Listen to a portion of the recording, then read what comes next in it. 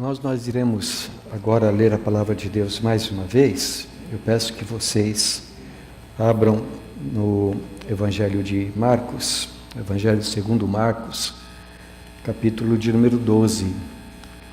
Nós iremos ler do versículo 35 ao versículo de número 37.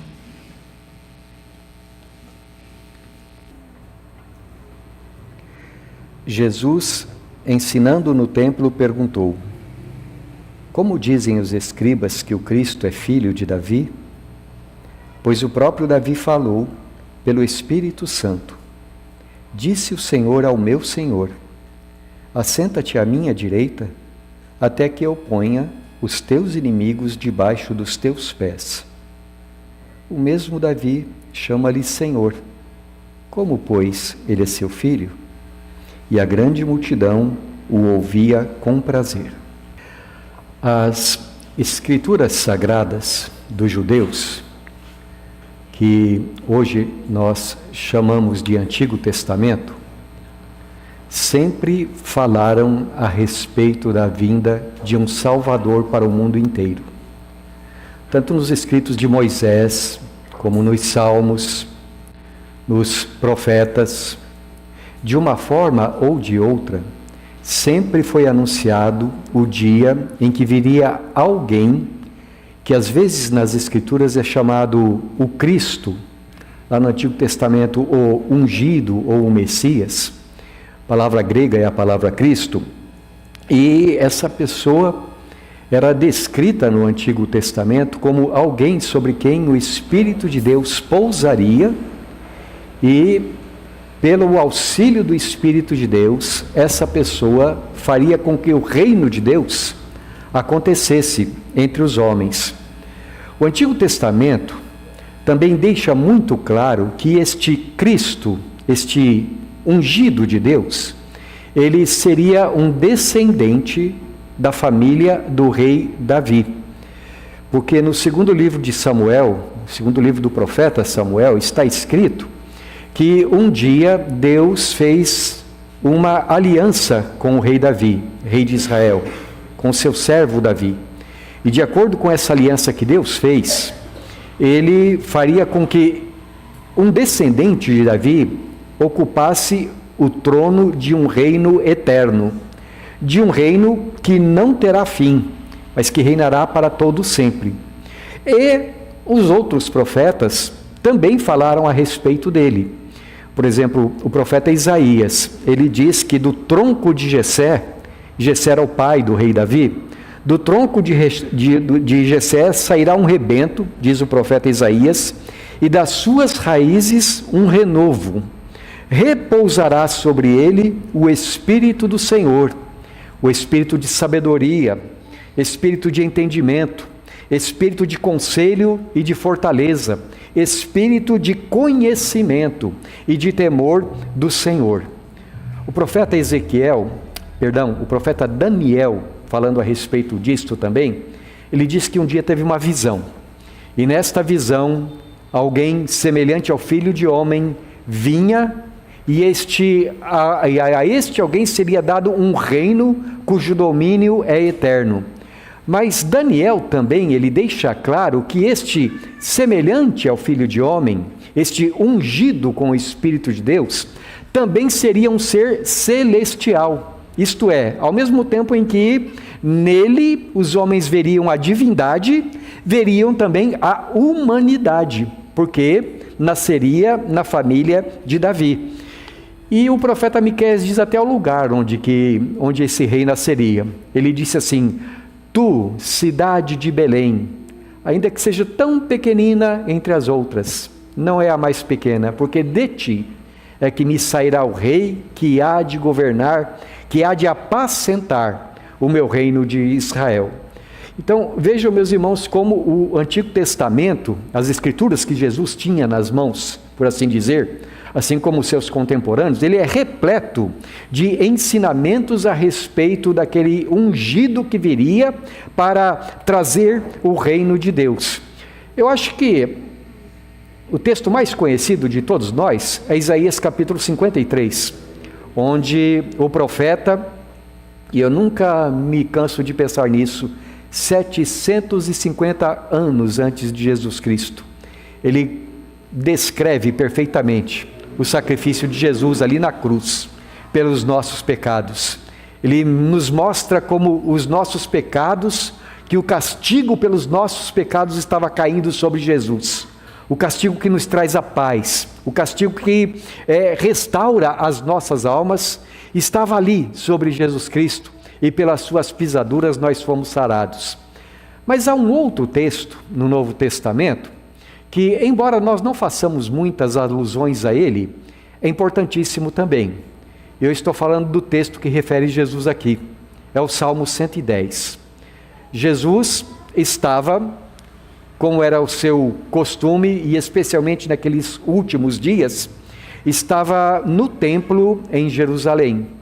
E depois de várias controvérsias com os escribas, com os fariseus, com os saduceus, e depois também de nos ter ensinado a respeito do grande mandamento, que é a vontade de Deus para nós, conforme nós meditamos na semana passada, agora nós também aprendemos por que Jesus, ele pode nos dar este tão grande mandamento.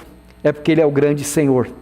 E isso é explicado para nós, é ensinado para nós, aqui no texto que nós, então, lemos. Ele, ensinando ali no templo, ele faz a moda dos escribas, ele começa o seu ensinamento com uma pergunta para as pessoas, né? E Jesus pergunta assim no versículo 35, como dizem os escribas que o Cristo é filho de Davi? É claro que a resposta, meus irmãos, tanto Jesus quanto os seus ouvintes, quanto os escribas, todos sabiam qual era a resposta, mas ele tinha algo para levar a eles através da sua meditação. Então ele continua dizendo assim, o próprio Davi falou pelo Espírito Santo. E aí ele cita o Salmo 110, versículo 1, dizendo assim, disse o Senhor ao meu Senhor, assenta-te à minha direita, até que eu ponha os teus inimigos debaixo dos teus pés. Todos, naquele ambiente, sabiam e todos concordavam que o Salmo 110, quando Davi disse Jeová, ou disse o Senhor ao meu Senhor, este Senhor de Davi é o Cristo. Então, o Senhor Jesus pergunta, mas Davi escreveu pelo Espírito Santo, disse o Senhor ao meu Senhor, assenta-te à minha direita, até que eu ponha todos os teus inimigos debaixo dos teus pés. Como é que Davi pode chamá-lo Senhor, ao mesmo tempo em que ele é filho de Davi? Porque é lógico, não é, meus irmãos? Os pais não dizem assim para os filhos. O Senhor, o Luiz não fala isso para o Kelvin, o senhor Kelvin. A não ser que você esteja bravo, né, Luiz? O senhor Kelvin, bota as coisas em ordem, né?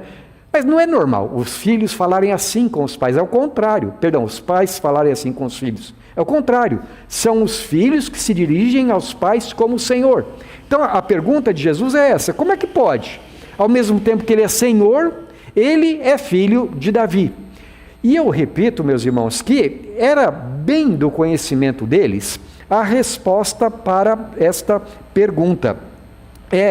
Eu acho que vale a pena a gente citar o Salmo mais de uma vez, porque depois do Salmo 110, versículo 1, quando Davi disse ao Senhor, ao meu Senhor, assenta-te à minha direita, ele continua descrevendo a este Senhor, que terá todos os inimigos debaixo dos seus pés, ele vai acrescentando outras coisas. Então ele diz assim, Davi acrescenta também que esse rei seria um rei, ou melhor, um sacerdote eterno.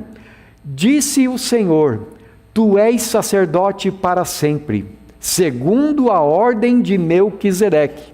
Então é um rei, diz o Salmo 110, mas é mais do que um rei, é um sacerdote.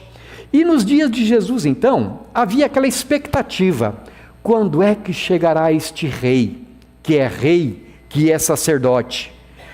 Quando é que chegará o ungido do Senhor, o filho de Davi?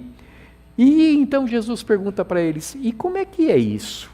O próprio Davi falou pelo seu Espírito Santo, disse o Jeová disse Jeová a meu Senhor,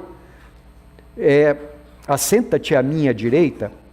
E diz o texto aqui que as pessoas ficavam ouvindo Jesus e tinham um prazer enorme na maneira como ele explicava as Escrituras. Os escribas, assim como Jesus, sabiam que o Cristo seria um descendente de Davi. Os escribas, assim como Jesus, sabiam também que o Cristo era Senhor de Davi, mas tinha uma coisa com a qual os escribas não podiam concordar, é que esse Cristo era o próprio Senhor Jesus Cristo. Então, o Senhor Jesus aqui, ele traz para nós alguns ensinamentos muito preciosos que os escribas negavam, mas que dizem respeito à pessoa do Senhor. E é por que eu digo que os escribas não concordavam com Jesus? Eu gostaria de apenas citar uma outra referência aqui no Evangelho de Marcos, embora haja pelo menos umas 20 aqui nos Evangelhos, pelo menos eu contei 19 versículos aqui nos Evangelhos, e que mostram para nós a relação que havia entre essa expressão Filho de Davi e o Senhor Jesus Cristo. Está em Marcos capítulo 10. Em Marcos capítulo 10, nos versículos 47 e 48, fala a respeito de um homem que estava na cidade de Jericó, na estrada da cidade de Jericó, um homem cego, e ouviu que Jesus estava passando. Então diz assim o texto: e ouvindo que era Jesus, o Nazareno, pôs-se a clamar: Jesus, filho de Davi, tem compaixão de mim. E muitos o repreendiam para que se calasse. Mas ele cada vez gritava mais: Filho de Davi, tem misericórdia de mim. Ao que Jesus então parou, chamou aquele cego que foi levado a ele e curou aquele homem. Então veja, tem duas coisas aqui que os discípulos, ou melhor que Jesus e os escribas, eles concordam. Mas tem uma terceira, a mais importante, que eles não concordavam. Não concordavam os escribas que Jesus era o filho de Davi. Eu quero meditar com os irmãos a respeito dessa doutrina do Senhor Jesus aqui. Primeiro, Jesus nos diz que o Salmo de número 110, ele foi escrito por Davi, mas que Davi estava sendo conduzido pelo Espírito Santo. No versículo de número 36, o próprio Davi falou pelo Espírito Santo. E aí ele cita o Salmo 110. Aliás, meus irmãos, não é o único lugar nos Evangelhos onde o Senhor Jesus, tomando alguma parte, alguma escritura do Antigo Testamento, Jesus diz que é inspirado pelo Espírito Santo. Por exemplo, em João capítulo 10, o Senhor Jesus diz que toda a escritura do Antigo Testamento é palavra de Deus. Que quando nós estamos lendo o Antigo Testamento, e é claro, depois os apóstolos nos ensinam que o Novo Testamento também, cada coisinha que está escrito na Escritura é sob a condução do Espírito Santo. E os apóstolos de Jesus, seguindo ao seu mestre, eles nos ensinam também que tudo quanto está lá no Antigo Testamento é palavra de Deus. E mais, todo o Antigo Testamento, os apóstolos ensinam para nós, fala a respeito de Jesus. Então, por exemplo, Atos capítulo 4, a carta aos Hebreus capítulo 1, aliás, a carta aos Hebreus não é só o capítulo 1, é cada capítulo da carta aos Hebreus, vai citando o Antigo Testamento e dizendo, olha, aqui está falando de Cristo, aqui está falando de Cristo, lá está falando a respeito de Cristo. As cartas de Paulo, as cartas de Pedro, as cartas de João, os escritos de João, todo o Novo Testamento afirma e reafirma essa doutrina essencial, que quando nós estamos lendo a Bíblia Sagrada, as Escrituras, nós estamos lendo coisas que homens escreveram, mas que escreveram conduzidos pelo Espírito Santo. Por trás das mãos humanas estava o próprio Deus, falando por intermédio deles. Eles escrevem, quando a gente lê as Escrituras, a gente percebe, Moisés escreveu para as pessoas do seu tempo. Nós vemos, quando lemos as cartas de Paulo, Paulo escreveu para os homens de sua época, para a situação que eles estavam vivendo. Mas por trás de todas as coisas que estão escritas na Bíblia, está a mão do Espírito Santo. Há uma passagem no profeta Isaías que eu gostaria de citar, e que ela ilustra bem a confiabilidade, digamos assim, da palavra de Deus. Está lá no profeta Isaías, capítulo 46. Os meninos vão projetar ali para a gente. Capítulo 46 de Isaías, versículos 9 e 10. Está escrito assim: lembrai-vos das coisas passadas da antiguidade, que eu sou Deus e não há outro. Eu sou Deus e não há outro semelhante a mim, que desde o princípio anuncio o que há de acontecer, e desde a antiguidade as coisas que ainda não sucederam, que digo, o meu conselho permanecerá de pé, farei toda a minha vontade. O contexto aqui, meus irmãos, dessas coisas, é o Senhor Deus fazendo certas promessas de libertação ao povo que estava no cativeiro, no exílio da Babilônia. Eles tinham sido levados para lá, conduzidos para lá por Nabucodonosor, por causa dos próprios pecados, porque Israel havia se afastado do Senhor. Mas o Senhor, que disciplina os seus filhos, também é um Deus, é um Pai gracioso. Ele não somente corrige, mas Ele também restaura. Ele faz a ferida, mas Ele também cura. E Deus está dizendo aqui para Israel que chegaria o momento em que os seus filhos voltariam do cativeiro, do exílio na Babilônia, voltariam para a sua terra, adorariam novamente o Senhor, na casa do Senhor lá em Jerusalém. Capítulo 45 aqui, que nós não lemos, Deus fala até a pessoa que iria usar para que os israelitas pudessem voltar. Um rei medo-persa chamado Ciro, que ainda não era rei, que não tinha nem nascido ainda. E tem até alguns que dizem assim, não é possível um negócio desse. Como é que Deus ia falar anos antes desse homem nascer, que seria usado para tirar Israel do cativeiro na Babilônia? Então algumas pessoas pensam que Isaías foi escrito depois que eles voltaram para Jerusalém, não é? Mas, meus irmãos, como é que Deus poderia falar até o nome desse homem antecipadamente? Você viu o versículo de número 46, 9 aqui? Lembrem-se das coisas do passado.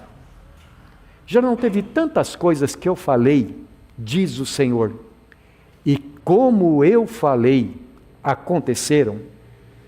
Quando Deus, por exemplo, chamou Abraão e disse a Abraão, Abraão, vou fazer de você, vou fazer da sua descendência um povo inumerável, como as estrelas do céu, como os grãos de areia na praia.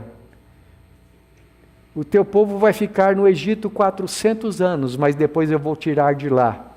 E a gente poderia continuar repetindo as profecias, a palavra de Deus, que foi dada tantas vezes no Antigo Testamento, e Deus fala assim, olhem para trás, tudo que eu já falei, eu fiz ou não? Existe algum Deus como eu? Eu sou o Senhor. Antes de mim, nenhum Deus. Depois de mim, nenhum outro. Então, confiem naquilo que eu estou falando, porque eu vou tirar vocês da terra da Babilônia.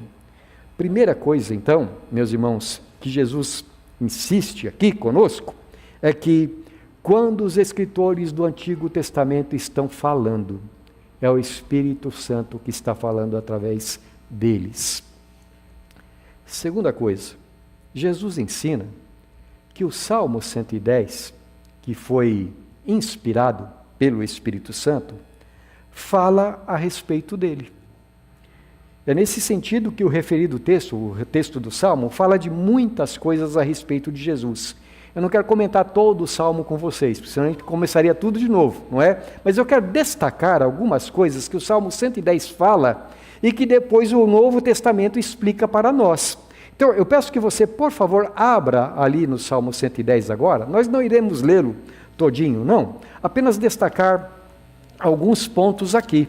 No Salmo 110, versículo de número 1, por exemplo, que é o texto citado pelo Senhor Jesus. Aqui, o Senhor Deus diz ao seu filho: disse o Senhor ao meu Senhor: assenta-te à minha direita, até que eu ponha os teus inimigos debaixo dos seus pés. No versículo 2, ele diz assim: o Senhor enviará de Sião o cetro do seu poder, dizendo: domina entre os teus inimigos. No versículo 4, ele diz assim: o Senhor jurou e não se arrependerá. Tu és sacerdote para sempre, segundo a ordem de Melquisedeque. Então aqui ele fala de alguém que é um rei, alguém que domina sobre os inimigos, alguém que se assentaria à direita de Deus e é de alguém que é sacerdote para sempre. Agora eu quero citar 2 ou 3 passagens do Novo Testamento que comentam o Salmo 110. A primeira passagem está lá em Hebreus capítulo 1. Aliás, a primeira passagem é o livro todo de Hebreus, mas você não fique preocupado que a gente não vai ler ele todo, tá? Mas Hebreus capítulo 1, os versículos 1 a 3, está escrito assim: havendo Deus outrora falado muitas vezes e de muitas maneiras aos pais pelos profetas, nesses últimos dias nos falou pelo Filho, a quem constituiu herdeiro de todas as coisas, pelo qual também fez o universo. Ele, o Filho, que é o resplendor da glória e a expressão exata do seu ser, sustentando todas as coisas pela palavra do seu poder, depois de ter feito a purificação dos pecados, assentou-se à direita da majestade nas alturas. Agora, veja o versículo 13 desse mesmo capítulo. Ora, a qual dos anjos Deus jamais disse: assenta-te à minha direita, até que eu ponha os teus inimigos por estrado dos teus pés? Por favor, irmão, vá para o capítulo 8 agora de Hebreus. A gente vai ler o versículo 1. Hebreus capítulo 8, versículo 1. Ora, o essencial das coisas que temos dito é que possuímos tal sumo sacerdote, que se assentou à destra do trono da majestade nos céus. Capítulo 6, versículo 20 agora, por favor. Capítulo 6, versículo 20. Onde Jesus, como precursor, entrou por nós, tendo se tornado sumo sacerdote para sempre, segundo a ordem de Melquisedeque. Vamos para outro texto agora. Capítulo 10, versículos 12 e 13. Jesus, porém, tendo oferecido para sempre um único sacrifício pelos pecados, assentou-se à destra de Deus, aguardando daí em diante até que os seus inimigos sejam postos por estrado dos seus pés. Volta, por favor, agora para o capítulo 5, versículos 5 e 6. Assim, também Cristo a si mesmo não se glorificou para se tornar sumo sacerdote, mas glorificou aquele que lhe disse: tu és meu filho, eu hoje te gerei. Como em algum outro lugar também diz: tu és sacerdote para sempre, segundo a ordem de Melquisedeque. E agora o capítulo 7, versículo 17. Porquanto se testifica: tu és sacerdote para sempre, segundo a ordem de Melquisedeque. E por último, meus irmãos, antes de eu comentar esses versículos que nós lemos, 1 Coríntios, capítulo 15, versículos 23 em diante. Paulo falando a respeito da ressurreição. Cada um, porém, por sua própria ordem. Cristo as primícias, depois os que são de Cristo na sua vinda. E então virá o fim, quando ele entregar o reino ao Deus e Pai, quando houver destruído todo o principado, bem como toda a potestade e poder, porque convém que ele reine, até que haja posto todos os inimigos debaixo dos pés. O último inimigo a ser destruído é a morte. O que esses todos os versículos aqui, que nós lemos agora, e propositadamente lemos nessa sequência, o que eles todos têm em comum, meus irmãos? Eles nos dizem, aquele ungido de Deus é Jesus Cristo. Ele é rei. Ele está sentado à direita do trono de Deus agora, reinando. E é até quando ele irá reinar? Até que todos os inimigos sejam colocados debaixo dos seus pés. Qual que é o último inimigo? Qual que é? É a morte. E quando ele derrotar de uma vez por todas a morte na nossa ressurreição, então ele vai entregar tudo nas mãos de Deus, o seu Pai. O que ele está fazendo lá agora, enquanto ele está reinando? Ele está sendo sacerdote para sempre. O que Jesus está fazendo? Além dele ter feito a purificação dos nossos pecados, Jesus está intercedendo por nós. Agora há pouco alguém estava orando e dizendo assim: Senhor, como nós somos pecadores. E não somos? Como nós somos fracos. E não é assim. Mas tem alguém que depois de ter feito a purificação dos nossos pecados, está à direita do trono de Deus. Eu quero, meus irmãos, com base nessas duas grandes afirmações, a Bíblia é a palavra de Deus, a Bíblia fala de Jesus, tirar algumas implicações disso para as nossas vidas. Primeiro, veja quão precioso é esse livro que você tem nas mãos. Do começo ao fim, ele é confiável. Tudo o que a Bíblia diz é infalível. Olhe para o passado. Deus não falou que Jesus viria? E ele cumpriu. Deus não disse que Jesus depois seria entronizado à sua direita e seria um sacerdote eterno? E não é isso que está acontecendo? Depois que Jesus ressuscitou, ele apareceu para mais de 500 pessoas. E ele foi visto subindo ao céu por aquelas pessoas também depois. E nesse mesmo momento, alguém disse para eles: olha, por que vocês estão tão admirados? Assim como ele foi para o céu, assim ele voltará. Você pode confiar que cada palavra da Bíblia é a verdade.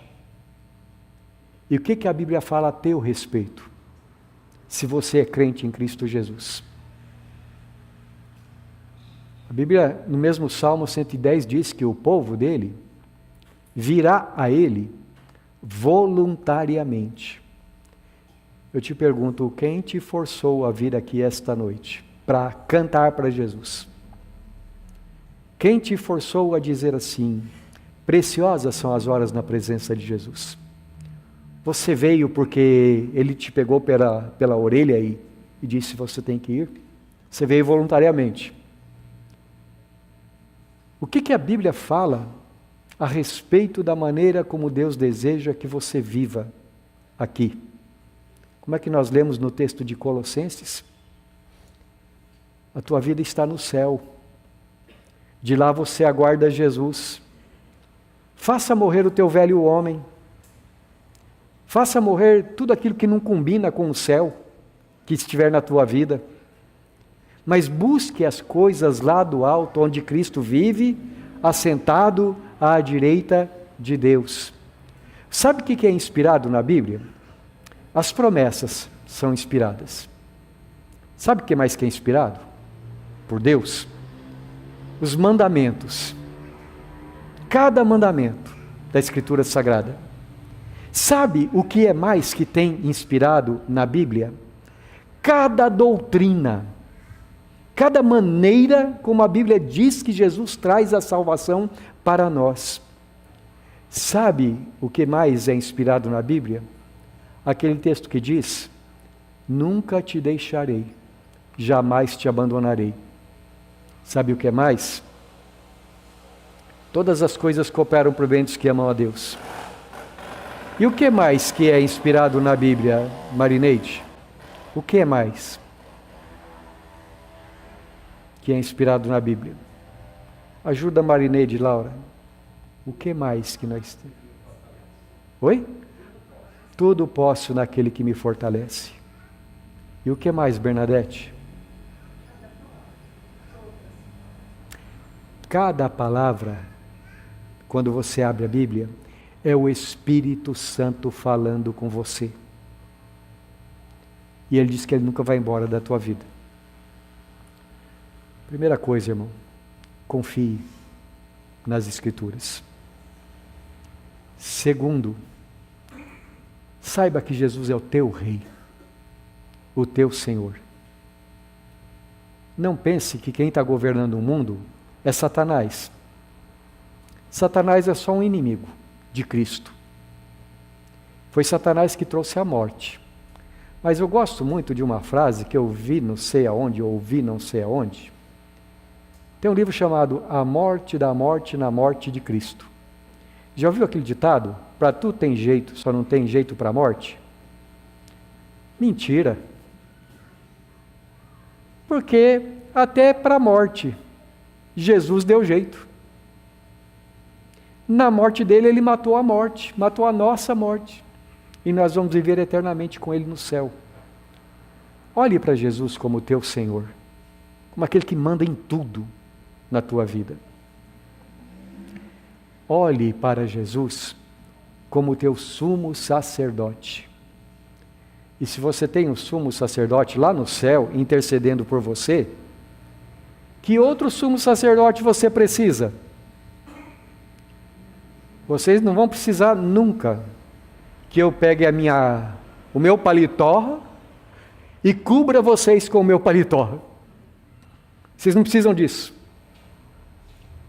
Eu não preciso cobrir vocês com o meu manto, porque vocês têm um sumo sacerdote, aquele que está acima de todos, e que Ele pessoalmente intercede por você. Então dirija-se sempre ao teu sumo sacerdote e diga para ele: Senhor, olha aqui os meus pecados, intercede por mim junto ao Pai. Você não precisa mais ninguém. Claro que nós devemos orar uns pelos outros, é claro, mas você entende o que eu quero dizer? Você tem Cristo. Jesus é o teu Rei, Jesus é o teu sumo sacerdote, Jesus é o Senhor da tua vida. Você pode confiar que Jesus é o vencedor do pecado por você. Você pode confiar que Jesus é o vencedor da morte e do inferno.